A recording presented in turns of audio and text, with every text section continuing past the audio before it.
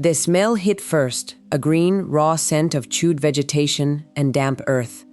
Mara Voss stood at the edge of the grain plots, the small brass feed bell clutched in her hand.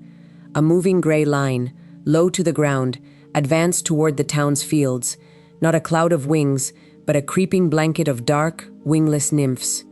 Behind her, the gathered farmers murmured, their faces etched with a familiar despair. Gideon Pike, his black wool vest tight across his heavy build, watched the approaching destruction, a sneer already forming on his broad, ruddy face. This was the moment. The ground vibrated with the tiny, relentless march. The nymphs, no bigger than a man's thumb, moved with a singular purpose, an unstoppable tide threatening to strip every stalk bare. Mara tightened her grip on the bell, its cold metal a familiar weight. She looked to Mrs. Cleary, who stood beside her, a hand shading her alert dark eyes from the morning sun. The older woman gave a slight, encouraging nod. The air was thick with tension, the silence broken only by the rustle of the advancing horde and the anxious breathing of the crowd. Then, a different sound cut through the air, a sudden, chaotic clamor of sharp, insistent cries, growing louder. From behind a low rise, a wave of motion erupted, not the steady advance of the locusts, but a surging, feathered tide. 300 guinea hens, their speckled bodies a blur, poured over the rise. Their raucous calls filled the air, a living, squawking wall of noise that seemed to push back against the silence of destruction. The farmers gasped, stepping back from the unexpected spectacle. Mara rang the small brass bell, a clear, sharp note that somehow cut through the din. The guinea hens, instead of scattering, surged forward, a disciplined, if noisy, front. They attacked the ground front of nymphs with a frenzy, their beaks snapping, their striped wing feathers flashing. The green, raw smell of consumption intensified, but now it was the smell of the locusts being consumed. Gideon Pike's jaw dropped, his pale eyes wide with disbelief, the sneer wiped clean from his face as he watched the impossible unfold. The ground battle was fierce, a cacophony of squawks and chirps against the silent, desperate wriggling of the nymphs. Behind the feasting birds, farmers began to move, some grabbing plows, others shovels, their faces still stunned, but now alight with a hesitant hope. The advancing gray line of destruction was not erased, but it was being broken, its relentless march fractured by the noisy, hungry flock. Mara watched, her steady gray eyes fixed on the scene, knowing this was only the beginning of a long fight. The question hung heavy in the air. How had she taught these wild birds to do this? 6 months earlier, the freight car doors, splintered and reeking of damp straw, groaned open with a shriek of rusted hinges, revealing a squirming, clucking mass. Mara Voss, her faded indigo blouse clinging to her back with sweat, shielded her eyes against the late afternoon sun. 300, you say? Her voice was flat, betraying none of the desperation that gnawed at her. The rail agent, a wiry man with grease-stained hands, consulted a smudged manifest. Near enough. Shipment for the Cleary farm, but they backed out, lost their grain, couldn't take on more mouths. He gestured vaguely at the cacophony. Guineas. Wild things, good for nothing but noise, most folks say.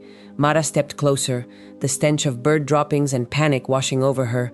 The birds, mostly juveniles, were packed tight, their striped wing feathers a blur of gray and white. Some pecked listlessly at the floor, others huddled, eyes wide with fear. $9, the agent continued, adjusting his cap. Cash. Take 'em all, or they go to the rendering plant. Got no feed for 'em here. $9. It was her last $9, scraped together from selling off the last of her winter wheat, a meager sum meant for seed and a new plowshare. Gideon Pike, the town's grain buyer, had offered her $6 for the lot, citing the poor quality and the general market slump. She'd walked away, refusing to be fleeced, only to find herself staring down 300 squawking, feathered liabilities. The agent scribbled on a receipt. Sign here, no refunds. Buyer assumes all risk for transport and upkeep. Mara's hand trembled slightly as she took the pen. The risk was immense, a gamble on a rumor she'd heard from Mrs. Cleary about guineas and insects. But without a new approach, her small farm would be just another dust patch swallowed by the prairie. She signed, the scratch of the pen on paper echoing the frantic chirps from the car. "I'll need a wagon and some crates." The agent shrugged. "Your problem now, ma'am. They're yours." The deal was done. 300 noisy, unwanted birds for her last $9. The weight of the decision pressed down on her, heavy as the Kansas sky. Mara wrestled the last of the wooden crates, each overflowing with squawking guineas, onto the borrowed flatbed wagon. The sun was dipping below the horizon, painting the western sky in streaks of orange and purple. Her arms ached, her muscles protesting the unaccustomed strain of handling so many panicked birds. The agent, true to his word, had offered no assistance beyond pointing to a stack of flimsy crates behind the depot. The journey back to her small farm was a slow, torturous crawl, the wagon groaning under its live, protesting cargo. Every bump in the rutted track sent a fresh wave of panicked clucking through the crates.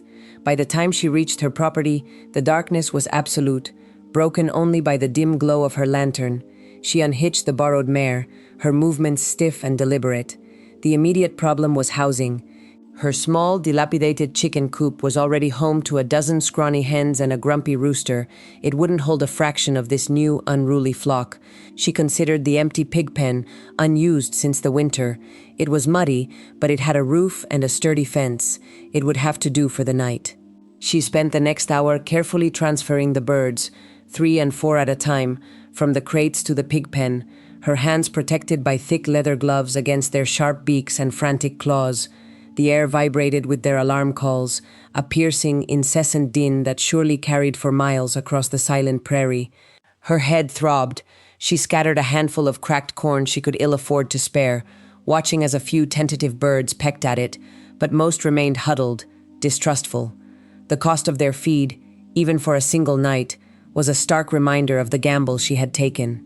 As she latched the pigpen gate, the faint, metallic scent of the coming rain hung in the air. She remembered Mrs. Cleary's cryptic words.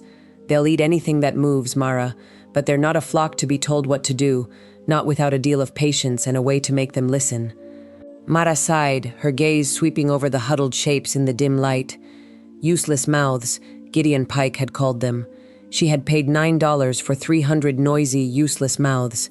But as she turned to her cabin, a thought nudged her. What, precisely, did they eat? She would have to inspect the ground around her fields tomorrow. The morning brought no answers, only more noise. Mara woke to the incessant din of 300 guinea hens, a grating symphony that vibrated through the thin walls of her cabin. She pulled on her faded indigo blouse and brown canvas skirt, lacing her scuffed boots with practiced speed. The pigpen was a flurry of gray and white, the birds jostling for position, their sharp calls echoing across the still prairie. She scattered the last of her cracked corn, watching with a growing sense of dread as the small pile vanished in moments. This could not continue. She needed answers, and she knew only one person who might have them. Mrs. Cleary lived a mile east, her small homestead the visible result of stubborn persistence. Mara arrived to find the older woman already at work, her wiry frame bent over a row of young tomato plants, her white hair tucked beneath a black sunbonnet. "Morning, Mrs. Cleary," Mara called, her voice a little hoarse from the constant clatter. Mrs. Cleary straightened, her deeply lined brown face creasing into a smile, her alert dark eyes assessing. "Mara, heard you acquired some new neighbors?" Mara managed a weak grin. 300 of them. They ate their weight in corn this morning, and I'm out. Gideon Pike called them useless mouths. Mrs. Cleary snorted. "Gideon Pike calls anything he can't profit from useless. Come here." She led Mara to a small, enclosed run beside her coop, where a dozen or so guinea fowl pecked diligently at the ground. "See what they're doing?" Mrs. Cleary pointed with a gnarled finger. Mara leaned closer. The birds were not simply pecking at scattered grain, they were systematically raking through the soil with their strong feet, then snatching up tiny, almost invisible forms. "They're eating bugs?" Mara squinted, trying to make out the minute prey. "Grubs, worms, beetles, anything that moves," Mrs. Cleary confirmed. "Especially grasshoppers. But they won't range far if they don't know where to go, and they'll scatter like dandelion fluff if you let them. You need to make them listen." She rummaged in a small wooden box near the coop, producing a small, tarnished brass bell. "This belonged to my grandmother." used it to call her flock. They learned to associate the sound with feed, with safety. Nothing mysterious, mind you, just a way to get their attention. She handed Mara a handful of mixed grain, oats and barley, not corn. For the first few days, you feed them only when you ring this, a small amount. Just enough to keep them coming, and you do it in a lane. A lane? Mara asked, turning the smooth, cool brass bell in her hand. A path, something to guide them, something they can follow. They'll need to learn the boundaries, Mara, or they'll be in your neighbor's garden faster than a prairie fire. Mara spent the rest of the day constructing her first lane. She used a length of old chicken wire, salvaged from a collapsed fence on the edge of her property, and some discarded fence posts. It wasn't pretty, but it was functional, forming a narrow, 20-foot-long corridor leading from the pig pen towards the edge of her fallow field. The Guinea hens watched her progress with a mixture of suspicion and curiosity, their raucous calls a constant accompaniment to her hammering. As dusk settled, she filled a small tin cup with the mixed grain Mrs. Cleary had given her, then stood at the far end of the makeshift lane. Taking a deep breath, she rang the brass bell. The sound, clear and surprisingly resonant, cut through the twilight. The birds, initially startled, paused their incessant chattering. Mara rang it again, a steady, rhythmic chime. She scattered a handful of grain into the lane, then retreated, waiting. For a long moment, nothing happened. Then, tentatively, a single bird, bolder than the rest, stepped into the wire corridor. Another followed, then another, until a small group of about 20 were pecking at the scattered kernels. The majority, however, remained huddled in the pig pen, wary. She repeated the process for the next 3 mornings, each time ringing the bell and scattering a meager portion of grain at the end of the lane. By the 4th morning, a larger group, perhaps 50 birds, would venture into the lane, though they still scattered at her approach.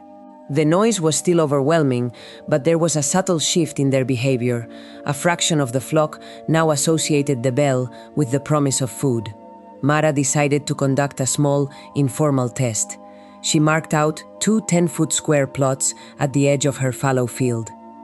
Plot A, her control, she left untouched.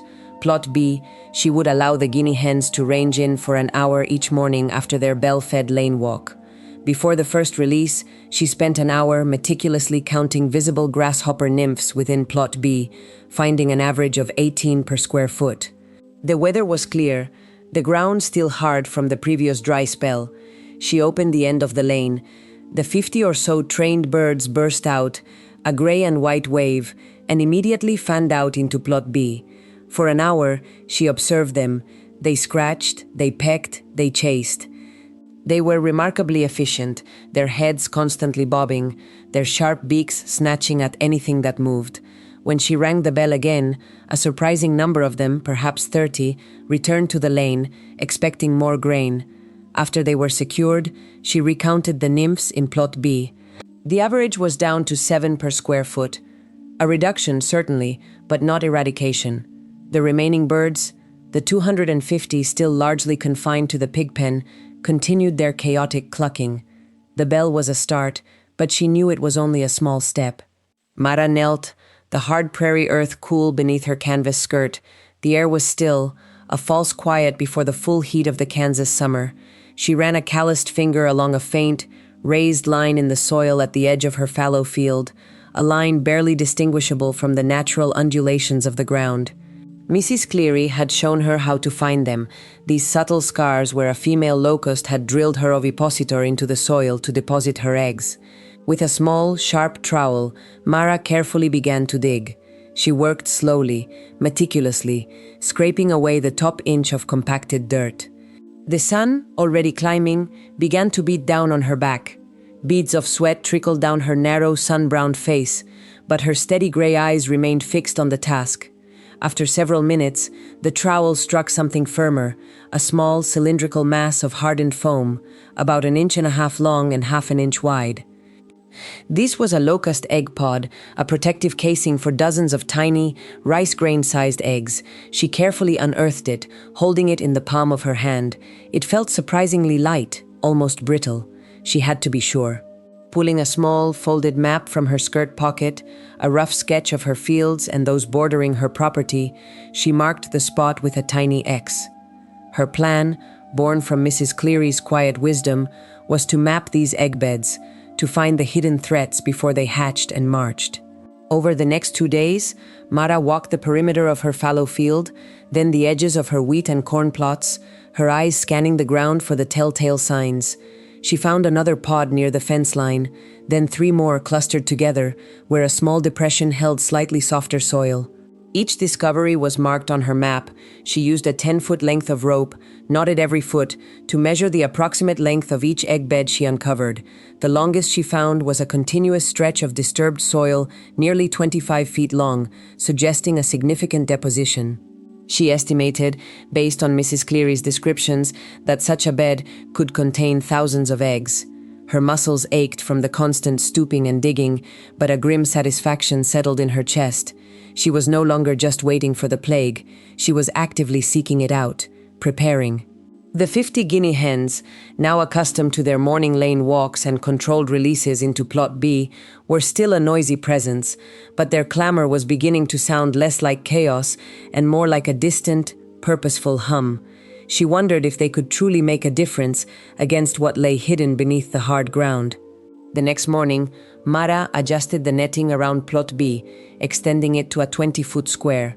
She had spent the previous evening moving the temporary fence, securing the posts more firmly in the hard soil. The 50 trained Guinea hens, sensing the ritual, clustered near the end of the lane, their low clucking a marked contrast to the usual cacophony from the main flock. Gideon Pike, riding past on his bay mare, pulled up short at the sight. He dismounted, his heavy build settling into a stance of skeptical appraisal. "What in tarnation are you doing, Mara?" he called, his voice carrying easily across the open field. "Fencing in chickens to count bugs now?" Mara straightened, wiping a streak of dirt from her cheek with the back of her hand. "They're guinea hens, Mr. Pike, and yes, I'm counting. They're eating the grasshopper nymphs." Gideon chuckled, a dry, dismissive sound. "Eating a few hundred bugs ain't going to stop a locust plague, girl." "Heard tell you paid $9 for that feathered racket. Useless mouths, I'd say." He gestured vaguely at the 250 birds still confined to the pig pen, their incessant cries the visible result of their noise. "You'd be better off saving your grain. A note's coming due, you know." Mara felt a familiar tightening in her stomach, but she held his gaze. "They're learning, and they're reducing the population in here." She pointed to Plot B. "I counted 18 nymphs per square foot before. Now it's down to 7 after they've ranged." Gideon snorted. 7 bugs. You think that's progress?" "You're wasting time and feed, Mara. When the real swarm comes, those birds will scatter like dust in a cyclone. Or worse, they'll become dinner for every coyote in 3 counties. He remounted his horse, his pale eyes assessing her, then the small flock. A fool's errand, if you ask me. He rode off, leaving Mara standing amidst her clucking birds, the morning sun glinting off the brass bell at her hip. She opened the end of the lane, and the 50 Guinea hens, now a familiar gray and white wave, burst into the expanded Plot B. They fanned out, their heads bobbing, their sharp beaks snatching at the visible nymphs. They were efficient, no doubt, but Gideon's words echoed in her mind. When the real swarm comes, those birds will scatter. The thought was a cold stone in her gut. She watched them range, their movements purposeful within the confines of the netting. What if he was right? What if the netting, her carefully built control, was also their greatest weakness? Mara tightened the last loop of twine, securing the temporary fence post into the hardened soil. The sun was barely a pale promise above the eastern horizon, casting long, thin shadows across the field. Today was the day. After weeks of careful training within the 20-foot squares, observing the birds' methodical ranging, she was ready to expand. Not to another small plot, but to a full lane, 80 yards long and 10 feet wide, bordering the western edge of Mr. Henderson's newly sprouted wheat field. Her own fields lay fallow this season, awaiting the fall planting, but Henderson's young shoots were a tender green carpet, vulnerable to any pest. She had promised him a demonstration, a proof of concept. The 50 trained guinea hens were restless in their small, temporary enclosure, their low clucking a constant murmur. Mara took a deep breath, the cool morning air sharp in her lungs. She reached for the small brass feed bell at her hip, its familiar weight a comfort. She had mixed a handful of dried corn with a generous scattering of cracked wheat, a special treat for their first wide-ranging expedition. Holding the bell aloft, she rang it 3 clear, distinct chimes. The birds instantly quieted, their heads cocked, their dark eyes fixed on her. This was the signal. She opened the gate, a simple loop of rope and a hinged plank. The 50 birds streamed out, a moving gray line, their black and white striped wing feathers flashing in the growing light. They fanned out, just as they did in the smaller plots, their beaks plucking at the ground. Mara walked slowly, methodically down the lane, ringing the bell every 10 yards, scattering a pinch of grain. The hens followed, a disciplined wave, their foraging precise. For the first 50 yards, it worked. They cleared a path, devouring the scattered locust nymphs and grasshoppers that had taken refuge in the field margins. Then, a jackrabbit, startled by the approaching flock, burst from a patch of weeds at the far end of the lane. It shot across the field, a blur of brown fur. The sudden movement, the unexpected break in the pattern, was enough. A few of the hens, the younger ones, lifted their heads, their cries sharp and alarm. The discipline fractured. One bird veered off, then another, chasing after the retreating rabbit.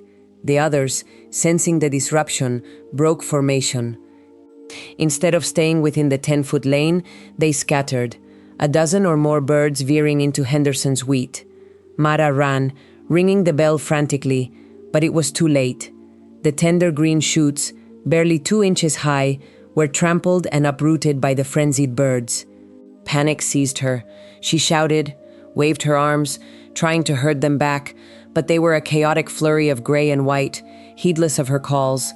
The damage, though localized, was undeniable. Henderson would see it. He would know.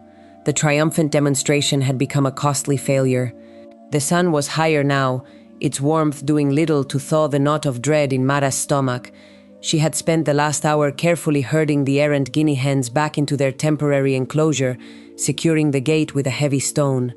The damage to Henderson's wheat, though confined to a patch of roughly 30 square feet, was undeniable. Bare earth showed through where the tender shoots had been. She walked the perimeter of the failed lane, her gaze sweeping the ground. The problem wasn't the bird's appetite. The lane itself was clean of insects. The problem was control. They had been trained to a 10-foot width, but that training had a clear limit when faced with an unexpected stimulus. A jackrabbit, a hawk's shadow, a sudden gust of wind, any could break their focus. She knelt, examining the trampled earth, a frown creasing her brow. The lesson was clear. A wide-open lane, even with careful bell and grain signals, wasn't enough. The boundary had to be physical. She needed to see Mrs. Cleary. The older woman lived a mile down the road, her small farm evidence of decades of careful, practical management.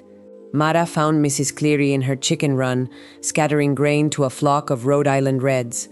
The air was thick with the smell of dust and damp earth. "Morning, Mrs. Cleary," Mara said, her voice a little tight. Mrs. Cleary looked up, her alert dark eyes assessing Mara's troubled face. "Morning, Mara. You look like you've wrestled a wildcat." Mara sighed, running a hand through her ash-brown hair. "Worse, I tried to range the guineas this morning, on Henderson's field. They scattered, trampled some of his wheat." Mrs. Cleary nodded slowly, her gaze thoughtful. "Figured you might. Guineas ain't like chickens, Mara.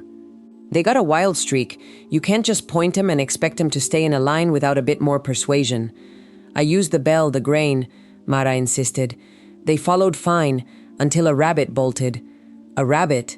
Mrs. Cleary repeated, a faint smile touching her lips. "Or a shadow, or a loud sneeze."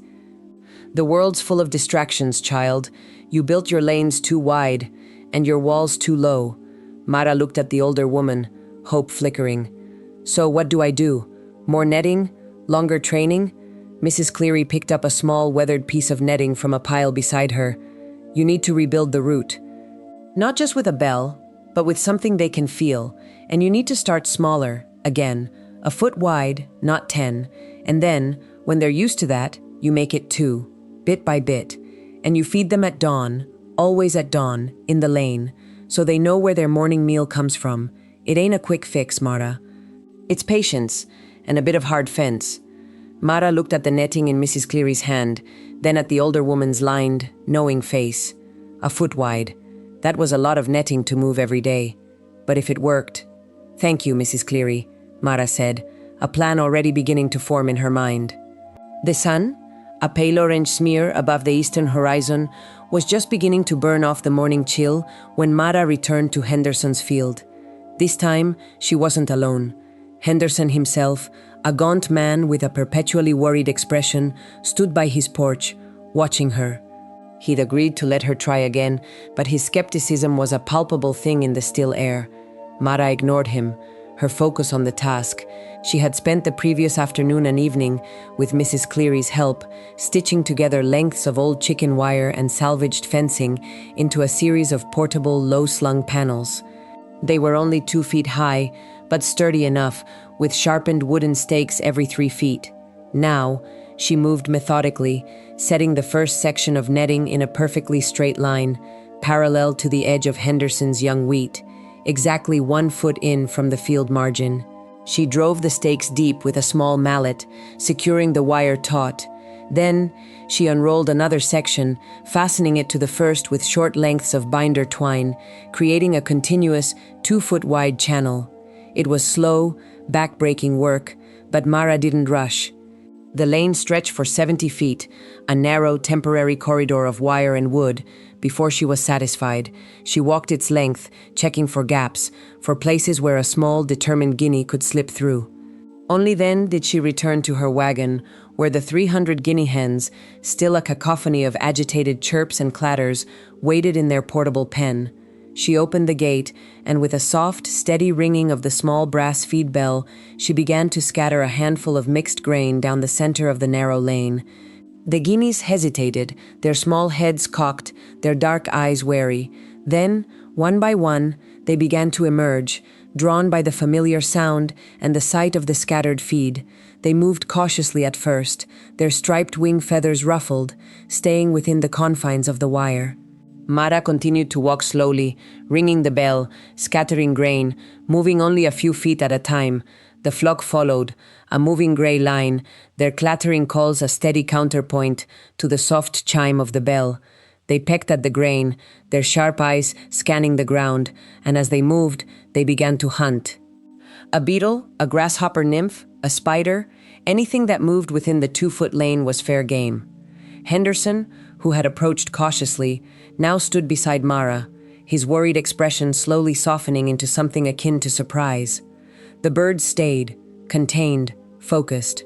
The wheat, just beyond the wire, remained undisturbed. The guinea hens, after an hour of methodical foraging within the 2-foot lane, had cleared it of almost every visible insect. Their clattering calls had settled into a contented murmur. Mara, satisfied with the controlled success, began the laborious process of disassembling the netting. Each stake had to be pulled, each length of twine untied, each panel rolled and stacked back onto her wagon. It was proof of the sheer physical investment required for this new, effective method. Henderson, now openly impressed, helped her, his earlier skepticism replaced by a grudging respect. "Never seen 'em stay put like that," he admitted, wiping sweat from his brow. "You got 'em trained, Mara, properly trained." Mara nodded, a small, tired smile on her face. "It's the fence, mostly. They learn where the food is, and where the boundary is." She pulled the last stake, her muscles aching from the repetitive work. The 70-foot lane, which had taken nearly 2 hours to set up and another hour to dismantle, represented less than 1/10 of an acre. To cover the entire perimeter of a single field, let alone the multiple fields in the valley, would require dozens of such lanes, moved daily. She understood now why Mrs. Cleary had insisted on the small scale. It wasn't just about training the birds, it was about training herself to manage the infrastructure. Back at her own small house, the afternoon sun was high when Mara finally sat down at her rough-hewn table. She pulled out a worn ledger, its pages filled with neat, precise entries. Each entry detailed the length of lane covered, the number of hours spent, the amount of grain used, and the observed insect reduction. Today's entry was meticulous. Henderson Field, E-edge, 70 foot by 2 foot, 2.5 hairs, set up Lismantle, zero point 0.5 pounds grain, no damage to wheat, high insect count in lane, 0 in wheat. She tapped her pencil against the page, her steady gray eyes scanning the numbers. The cost in time and materials was significant. The benefit in saved crops was undeniable, but the scale was daunting. She had mapped the locust egg beds, shallow brown pods in the hard soil along field margins, for miles. To cover even a fraction of them before the main hatch would require more netting, more time, and more manpower than she currently possessed. She closed the ledger, the weight of the task pressing down on her. The method worked. Now, the question was, could it work fast enough, and on a large enough scale, to make a difference when the true march began? The next morning, Mara rose before the sun, her muscles still stiff from yesterday's labor. The air was cool and still, carrying the scent of damp earth. She hitched her wagon, already loaded with the rolled netting and a sack of grain, and set off towards the western edge of her property. Her plan was ambitious, to lay out 2 parallel lanes, each 70 feet long, and move her flock through them sequentially. It would double her coverage, at least on paper. As she passed the dusty crossroads, a familiar figure emerged from the general store, a ledger clutched in his hand. Gideon Pike, his broad ruddy face already glistening with sweat, blocked her path. "Morning, Mara," he rumbled, his pale eyes assessing her wagon, then her face. "Heard you're spending your days herding those noisy fowl through Henderson's fields." Mara tightened her grip on the reins. "I'm protecting the crops, Gideon, from the locusts." Gideon snorted, a plume of dust rising from the road. "Protecting, or just making a racket? Henderson told me you're using his good wheat for bait." Mara's jaw tightened. "I'm using a small measure of grain to train the birds. The wheat is untouched." Gideon's gaze sharpened, moving to the sack of grain in her wagon. "That's good quality feed grain, Mara, worth a fair price at market. You're burning through it, I hear." He leaned closer, his voice dropping. "That note you signed, for the seed last spring, due next month. And the interest, well, it adds up. I'd hate to see you short, especially when you're wasting good feed on a fool's errand." He tapped the ledger. "I could take that sack off your hands now, deduct it from your debt, save you the trouble of hauling it around for those things." Mara's heart hammered against her ribs. She had less than 2 sacks left, carefully rationed. Without the grain, the training would fail. The guineas would scatter or starve. "That grain is for the birds, Gideon. It's not for sale." Gideon's lips thinned. A stubborn streak, just like your father, but even he knew when to cut his losses. "You're betting everything on a flock of shrieking chickens, Mara." "There are other ways to pay a debt." He gestured vaguely towards her small, unkempt fields. "I hear your land's not doing so well, and with the locusts coming..." He left the implication hanging in the air, a heavy weight. Mara met his gaze, refusing to flinch. "I'll pay you, Gideon, when the harvest comes in." Gideon merely smiled, a cold, humorless expression. "We'll see about that, won't we? Just remember, I'm always open for business, especially when folks get desperate." He stepped aside, allowing her to pass, but his words hung in the crisp morning air, a new layer of pressure added to the already daunting task ahead. Mara continued down the road, the rhythmic creak of her wagon wheels a counterpoint to the turmoil in her mind. Gideon's threat was clear. If she couldn't pay, he'd seize her assets, starting with the grain, perhaps even her land. She knew his reputation for preying on struggling farmers. Her only defense was a successful harvest, and that depended entirely on her noisy flock. She reached the western field, where the nascent wheat stalks were still tender and vulnerable. The ground was hard, dotted with the telltale brown pods of locust eggs. She spent the next 2 hours meticulously setting up her first 70-foot lane, the netting stretching taut between the stakes. The sun was climbing, and the air was growing warmer. She released a portion of her flock, about 50 birds, into the enclosed space. They immediately began their frantic clattering, heads bobbing as they pecked at the ground, their striped wing feathers a blur of motion. She watched them, a small brass feed bell clutched in her hand. This was the critical moment. Would they stay? Would they work? As she began to set up the second lane, further down the field margin, she saw a cluster of her birds, bolder than the rest, testing the netting. One managed to squeeze through a small gap she hadn't secured tightly enough, followed by another. Soon, half a dozen were out, ranging freely, heading directly for the young wheat. Mara cursed, dropping her bell. She scrambled, trying to herd them back, but they darted away, their instincts overriding their training. She chased them, tripping over a loose stake, her frustration boiling over. The escapees were already causing damage, their sharp beaks nipping at the delicate green shoots. Just then, a figure emerged from the adjoining field, walking slowly with a hoe. It was Mrs. Cleary, 68-year-old poultry keeper, deeply lined brown face, white hair beneath a black sunbonnet, alert dark eyes, wiry build, charcoal dress, patched gray apron. She watched Mara's frantic efforts, her expression unreadable. "Too many at once, child," Mrs. Cleary said, her voice calm amidst the chaos. "And the gaps, they'll find everyone." Mara stopped, panting, defeated. "I can't do it all, Mrs. Cleary. Not fast enough. Gideon Pike wants my grain." Mrs. Cleary nodded slowly. "Pike's always sniffing around trouble. But those birds, they're a good thing, Mara. You can keep them where they belong." She gestured with her hoe. "My son, he's got some old chicken wire, not tall enough for a full fence, but it'll stand 2 feet high. Enough to block the bottom of your netting. Might give you a tighter seal." She looked at the damaged wheat. "It won't cover miles, but it'll help you hold a line." Mara looked at the escaping birds, then at the older woman, a flicker of hope in her gray eyes. Chicken wire. A simple, practical barrier. It wouldn't solve the scale problem, but it might prevent another costly failure. "Thank you, Mrs. Cleary," Mara said, her voice rough with emotion. "I'll come by this afternoon." The older woman merely nodded, then turned and continued her slow, steady work of hoeing weeds. Mara looked back at her scattered flock, the challenge of the locusts, and the pressure from Gideon, now compounded by this small, unexpected offer of help. Could a few lengths of chicken wire make a difference against so much? A low, rumbling thunder woke Mara, not from the sky, but from the ground. She sat bolt upright on her cot, the air in her small cabin thick and still. Outside, the pre-dawn silence was broken by a new sound, a dry, rustling hiss that seemed to vibrate through the earth.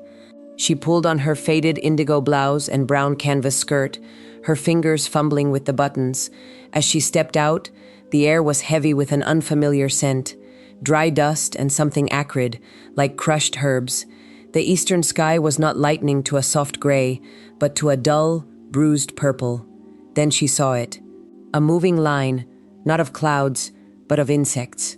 Wingless locust nymphs, millions upon millions, a living carpet, a gray-brown tide, advancing steadily across the horizon. They were still a mile off, but their sheer numbers created an illusion of proximity, a palpable hum that intensified with each passing minute. This wasn't the scattered hatch she'd been training her birds to manage. This was a ground front, a concentrated march of hunger. Her stomach tightened. The bell and the lane, the careful, patient work of months, felt suddenly inadequate, a child's toy against a coming storm. She ran to the coop, the guinea hens inside already agitated, their clatter a frantic counterpoint to the distant rustle. She scattered a handful of grain, but their attention was fixed on the approaching menace. They knew. She looked at the small pile of feed sacks, barely enough to last another week. Her carefully calculated rations, meant to train and sustain her flock through a targeted, rotational attack, would be devoured in a single day by this horde. This wasn't a problem for a few hundred birds. This was a problem for the entire county. She thought of the map she'd painstakingly drawn, marking the locust egg beds along the field margins. The spots she'd identified were now just tiny points on a vast, moving landscape of destruction. She could get her birds to the front, but what then? They couldn't eat every single nymph. They couldn't stop the march alone. She needed every able body, every hoe, every shovel. She needed a coordinated effort. But who would listen to her, a young woman with a flock of noisy birds, when the sky itself seemed to be falling?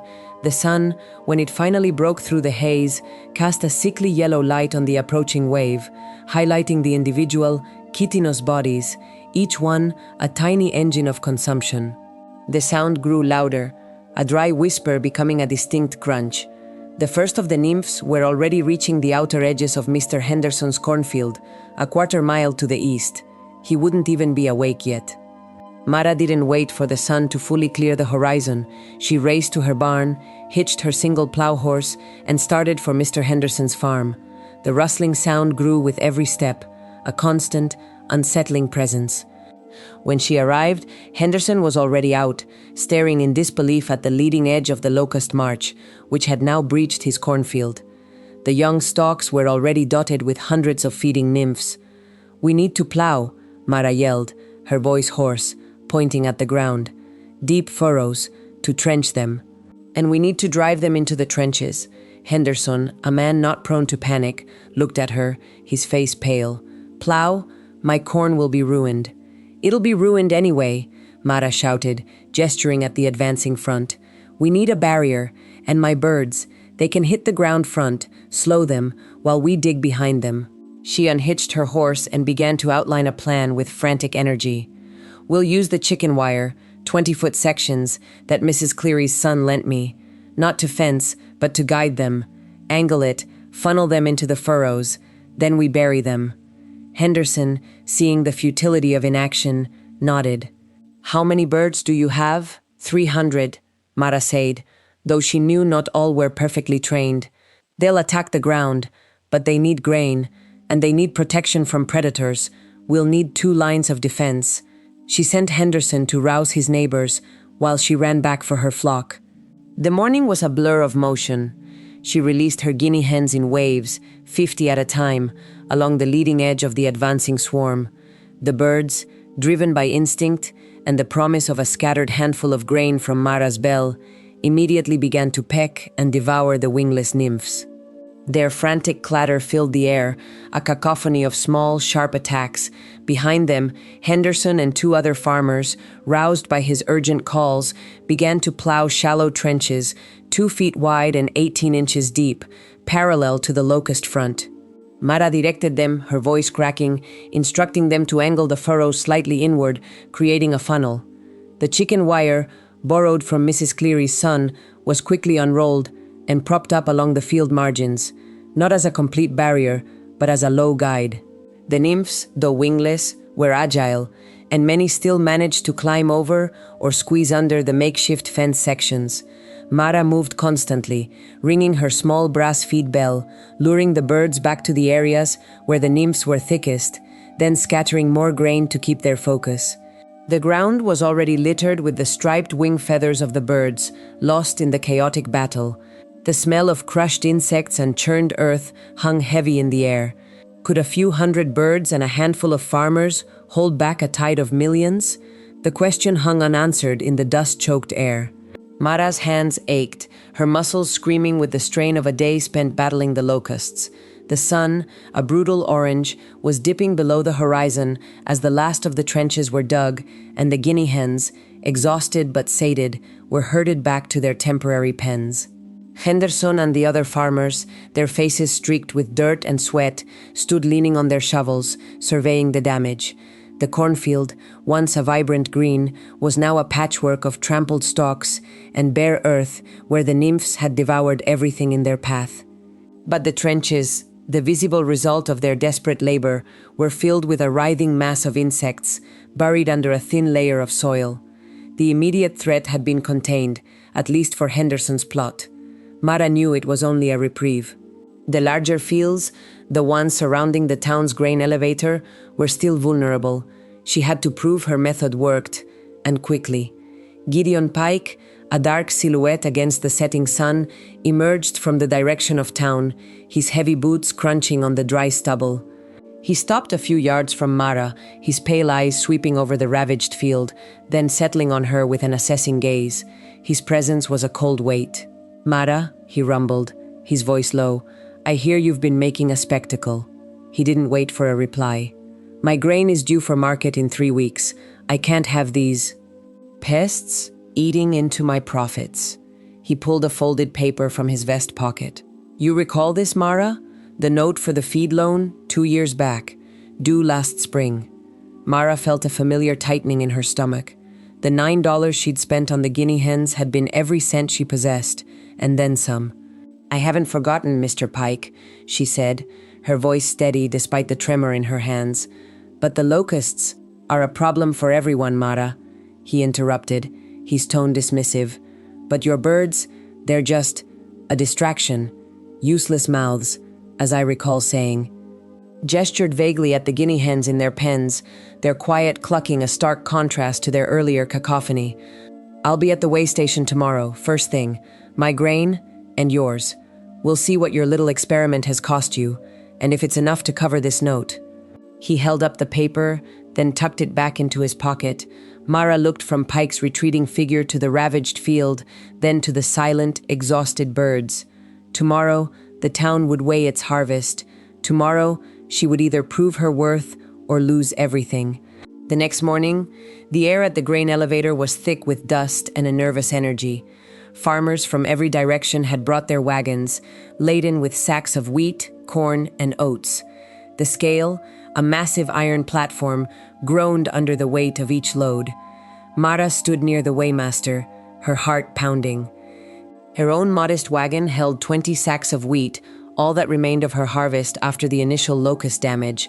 Gideon Pike stood nearby, his arms crossed, his gaze steady as he watched each farmer's yield. His own wagon, piled high with sacks, sat waiting its turn.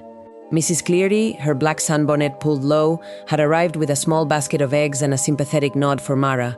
"Don't you fret, child," she whispered, her wiry hand briefly touching Mara's arm. "You did what you could." The weighmaster, a stoic man named Thomas, called out the numbers. Henderson's corn, 18 bushels. Down 20 from last year. A murmur went through the crowd. Johnson's wheat, 35 bushels. Down 10. The numbers were bleak, each one proof of the locust's destructive passage. Mara's turn came. Her 20 sacks of wheat were hoisted onto the scale. Thomas adjusted the weights, his brow furrowed. Mara Voss's wheat, 24 bushels. A collective gasp rippled through the onlookers.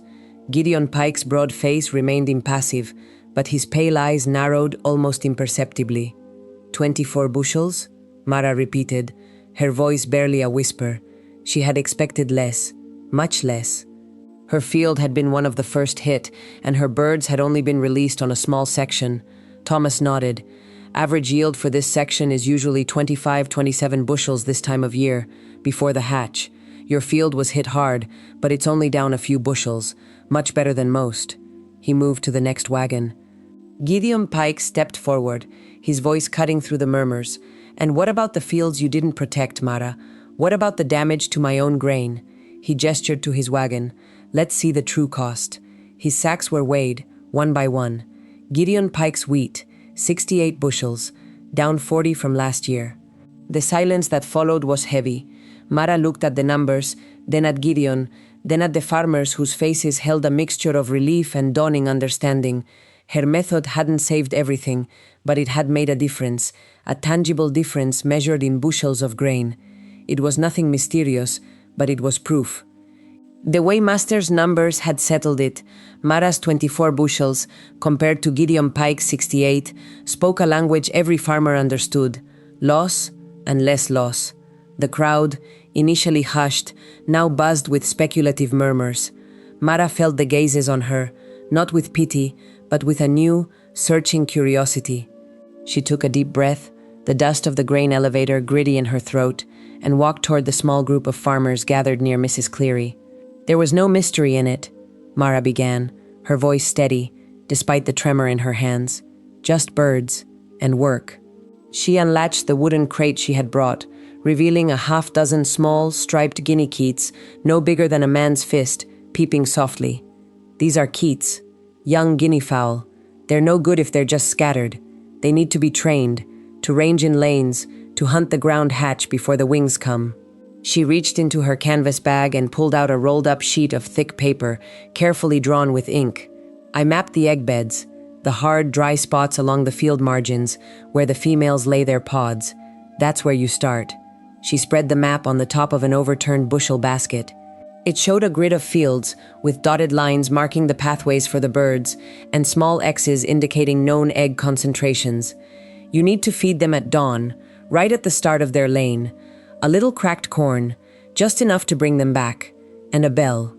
She produced a small brass bell, its surface dulled by use, and rang it softly. The Keets in the crate chirped louder. They learned the bell means food, and the lane means safety, protected by netting until they're older. You move the netting a few feet each day, making the lane wider, farther from the home coop.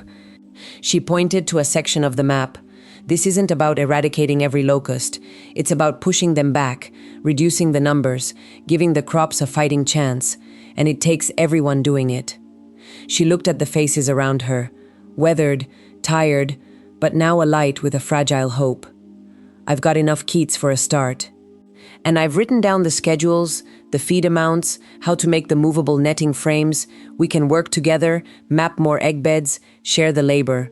A few farmers nodded. A couple stepped closer to examine the map. It wasn't a promise of an easy harvest, but a practical plan, a shared responsibility, a way to fight back against the creeping gray line. The collective effort had begun, slowly at first, then gaining momentum as spring turned to early summer. Mara spent her days moving between farms, demonstrating the netting placement, showing how to string the bell on a line over the feeding trough, how to spot the brown egg pods in the hard soil. Her own fields, though still bearing the scars of the first hatch, were showing signs of recovery, the wheat heads filling out, the stalks standing strong. The trained Keets, now adolescent Guinea fowl, were a common sight in the designated lanes, their speckled bodies a moving gray line against the green. Farmers, initially skeptical, saw the proof in their own fields: fewer nymphs, less damage. The grain way had been a stark lesson, and the memory of Gideon Pike's grim harvest fueled their diligence. The work was constant, moving the netting frames, refilling the small troughs with cracked corn, checking for predators, a hawk, a fox, anything that might disrupt the carefully established routines. Mara often woke before dawn, the first light painting the eastern sky in hues of rose and gold, to the sound of her own flock's excited chattering as she rang the brass bell. The birds would pour out of their coop, a noisy, hungry wave, following the lane she had set for them. She'd watch them scatter into the field, their heads down, beaks working the soil, hunting the persistent insects that always threatened the tender shoots. It was a rhythm, a cycle of prevention and vigilance. One afternoon, as the sun dipped low, casting long shadows across her field, Mara walked the perimeter. The Guinea fowl, fed and content, were settling in their coop for the night. She ran her hand over the emerging wheat, feeling the firm kernels within their husks.